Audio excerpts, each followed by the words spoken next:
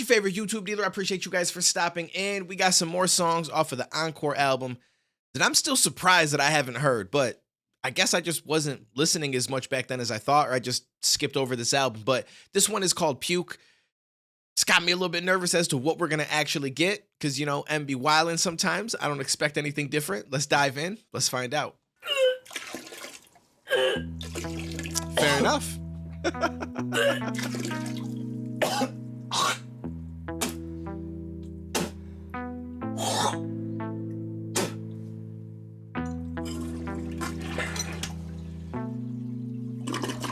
There I go, thinking of you again. You don't know how sick you make me. You make me fucking sick to my stomach.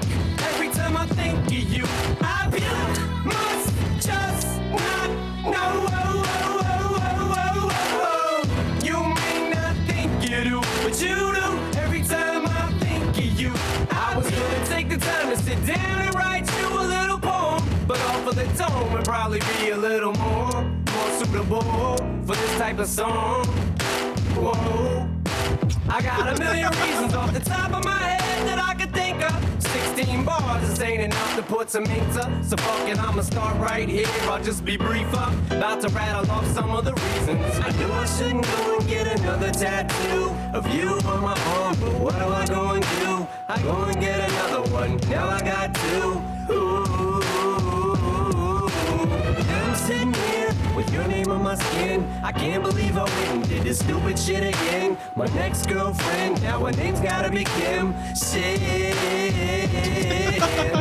Has anybody gotten a tattoo of somebody that you were in a relationship with? I don't even have a tattoo at all. I need to get one though.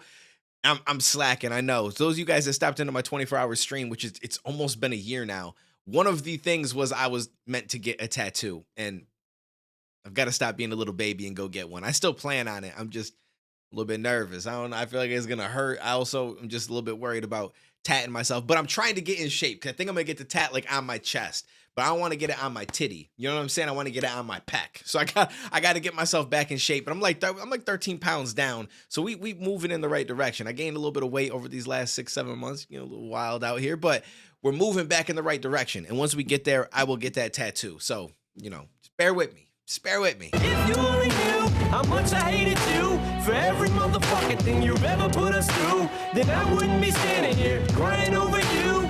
Ooh. You don't know how sick you make me. You make me fucking sick to my stomach. Every time I think of you, I puke. Must just not know. But you do, every time I think of you. I was gonna take the time to sit down and write you a little letter, but I thought a song would probably be a little better instead of a letter that you probably just shred up. Yeah.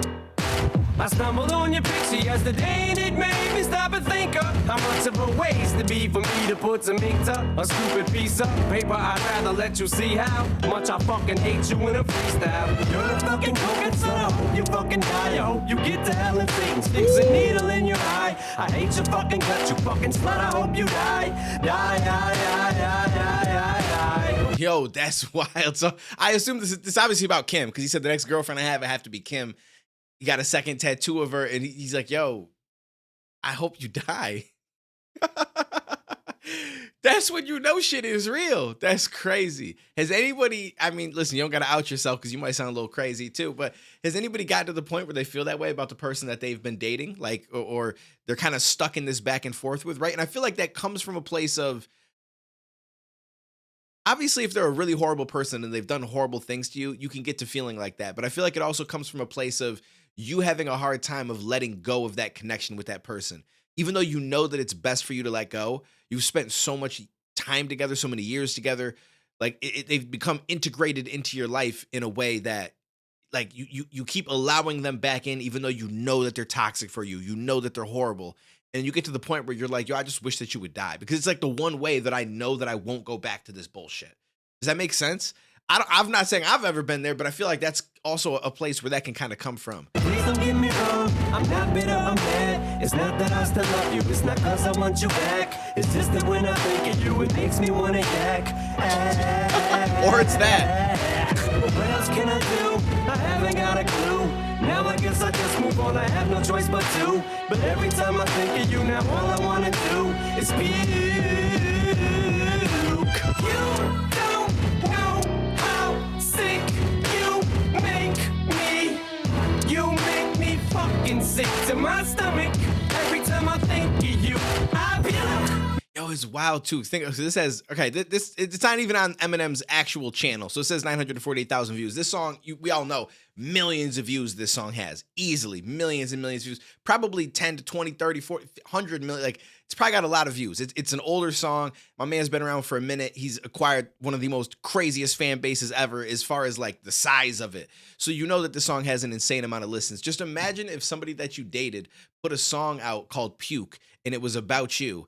And they talked about how sick you made them to their stomach and they want to puke. And it's been heard by like more people than live in this country, which is like 300 something million. You don't know, which is probably the case with this song's streams. Like, like, you know what I'm saying? Like, that's got to be some shit. Like, yo, I dated this person, but they blew up. They put out this song, and like, I can't go anywhere without there being somebody that's most likely heard that song. That shit's got to be wild. Must just not know.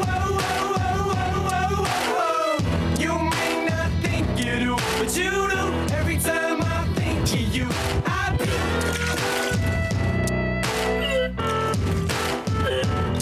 Yummy.